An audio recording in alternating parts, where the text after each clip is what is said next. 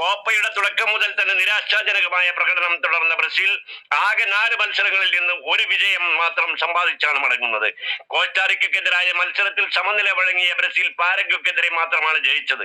അവസാന ഗ്രൂപ്പ് മത്സരത്തിൽ കൊളംബിയക്കെതിരെയും സമനില വഴങ്ങി. ഇന്നലെ നിർണായക ക്വാർട്ടർ പോരാട്ടത്തിൽ ഷൂട്ടൌട്ടിൽ വീഴുകയും ചെയ്തു. മത്സരത്തിന്റെ അവസാന ഘട്ടത്തിൽ യുറുഗ്വായി 10 കളിക്കാരായി കുറഞ്ഞിട്ടും അത് ഉപയോഗപ്പെടുത്താൻ ടീമിനായില്ല. ഷൂട്ടൌട്ട് വേളയിൽ ഇതർ മിലിഷ്യോയെ ആദ്യ കിക്കെടുക്കാൻ നിയോഗിച്ചത് തന്നെ പരിശീലകന്റെ വലിയ പിഴവായി വിലയിരുത്തപ്പെടുന്നു. ഷൂട്ടൌട്ടിൽ ടീമിന്റെ ആദ്യ കിക്കെടുക്കാൻ എല്ലാ പരിശീലകരും നിയോഗിക്കാറ് മുൻനിരയിലെ വിശ്വസ്തരെയാണ്. മിലിഷ്യോക്ക് പിഴച്ചതോടെ മൊത്തം സമ്മർദ്ദം എല്ലാവരിലും എത്തി. അത് വലിയ ദുരന്തമായി മാറുകയും ചെയ്തു. തോൽവിയുടെ ഉത്തരവാദിത്തം മത്സരശേഷം സംസാരിക്കവേ കോച്ച് ഏറ്റെടുത്തിട്ടുണ്ട്. തനിക്ക് കൂടുതൽ സമയം വേണമെന്നും അദ്ദേഹം ആവശ്യപ്പെട്ടു. ജനുവരിയിലാണ് ഞാൻ ചുമതലയേറ്റത്. 8 മത്സരങ്ങളാണ് കളിച്ചത്. കോപ്പയാണ് ആദ്യം പങ്കെടുക്കുന്ന ചാമ്പ്യൻഷിപ്പ്. ടീമിന് കരുത്ത് നേടാൻ കൂടുതൽ സമയം വേണമെന്നും അദ്ദേഹം പറഞ്ഞു.